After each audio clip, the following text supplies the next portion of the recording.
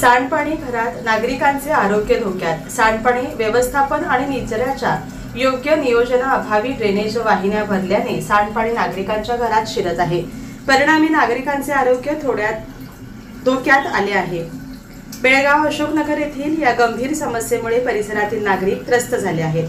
सांडपाण्याच्या या समस्येबाबत बोलताना येथील स्थानिक रहिवासी गजानन खाडीलकर म्हणाले, सांडपाणी घरात शिरल्यामुळे घरात राहणे अवघड बनले आहे.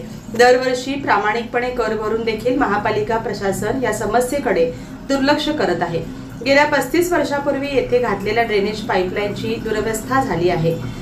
घुशींनी काढलेली माती, फरशी आणि पत्र्याचे तुकडे यासह इतर टाकाऊ वस्तू अडकल्याने ड्रेनेज वाहिनी ब्लॉक होऊन पाणी पुढे जाण्याचा मार्ग बंद होऊन ते पुन्हा नागरिकांच्या घरात शिरत आहे. त्यामुळे येथील लहान मुले आणि ज्येष्ठ नागरिकांच्या आरोग्याचा प्रश्न ऐरणीवर आला आहे. तेव्हा महापालिका प्रशासनाने या समस्येकडे लक्ष देऊन लवकरात लवकर तोडगा काढावा अशी मागणी त्यांनी केली. या प्रसंगी येथील पद्मावती मेहता या स्थानिक महिलेने सांगितले की वास्तविक पूर्वी येथे ड्रेनेज वाहिन्या घालण्याआधी कोणतीही पूर्वकल्पना देण्यात आली नाही. आम्ही घरात नसताना ड्रेनेज वाहिन्यांसाठी चेंबर खोदण्याचे काम करण्यात आले होते. अशा वेळी आमच्या स्वयंपाकघरानजीक चेंबर खोदल्यामुळे आता या सांडपाण्याची समस्या गंभीर बनली आहे. याबाबत संबंधित प्रशासनाला विचारणा केली असता कोणीही जबाबदारी घेण्यास तयार नाही. अशा परिस्थितीत आम्ही कोणाकडे दाद मागायची असा मुद्दा त्यांनी उपस्थित केला. महापालिकेला कळवून देखील त्यांच्याकडून कोणताही प्रतिसाद मिळत नसल्याने येथील रहिवाशांमधून संताप व्यक्त होत आहे. घरात साचत असलेल्या सांडपाण्यामुळे सर्वत्र दुर्गंधी पसरत असून येथील रहिवाशांच्या आरोग्याचा प्रश्न गंभीर बनला आहे. जर याकडे मनपाने लक्ष केंद्रित करून कामाला प्रारंभ न केल्यास आम्ही संपूर्ण अशोकनगर रहिवासी महामार्ग रस्ता रोको करण्याचा इशारा दिला आहे. कॉलनी अशोकनगर येथे राहतो.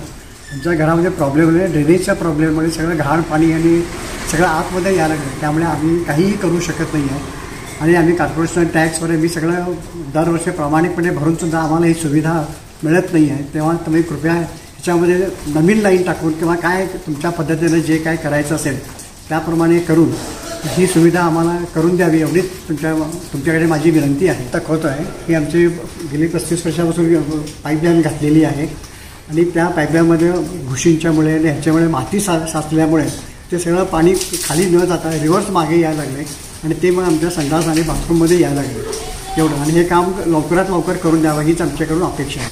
आता हे पाणी सगळं येत असल्यामुळे माझं वय 72 आहे. त्यामुळे आमच्या वयस्कर माणसांना जगणं फार कठीण झालेलं आहे. हे लवकरात लवकर दुरुस्त करून आमच्यावरती कृपा करावी एवढंच आम्ही विनंती करतो. बाकी काही सांगत नाही तुम्हाला. एवढंच आमची इच्छा आहे. नागरिक असे आहेत की ते कसं तरी राहत आहेत या जागेमध्ये, दुसरा पर्याय आम्हाला नाही आहे. तेव्हा कृपया कॉर्पोरेशनने हे काम हातात घेऊन लवकरात लवकर आम्हाला ह्याच्यातून मुक्तता करावी एवढंच माझी इच्छा आहे. ते आम्ही नसताना चेंबर आमच्या स्वयंपाकच्या घराच्या पाठीमागे काढलेले आहे. आम्हाला फार अडचण व्हायला, आम्हाला फार त्रास बी व्हायला आणि सगळं चेंबर सगळं पाणी आत घरात घुसाले.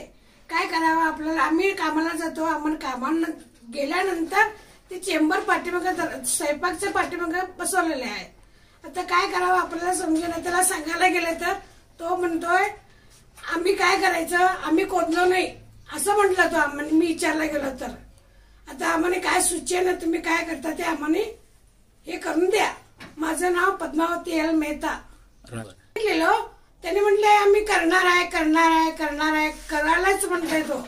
अजून 2 महिने म्हणून सांगतोय. 2 महिने आम्ही काय पळून जायचं का वास घेऊन नसताना ते चेंबर बसून गेलेले आहे. आम्हाला त्रास व्हायला, पोरं लक्ष देत नाहीत. ते मी भरायला पाहिजे. ते सगळं खोदून ठेवलेलं. बाबा खोदू नको म्हणून आम्ही माहित पण नाही मी खोदलेलं तो काम. ते खड्डा खोदून ठेवले तर मी रियाज भाईला सांगायला गेलो. रियाज भाई म्हटले आम्ही खोदलो नाही, आम्हाला माहित नाही असं तो म्हटला.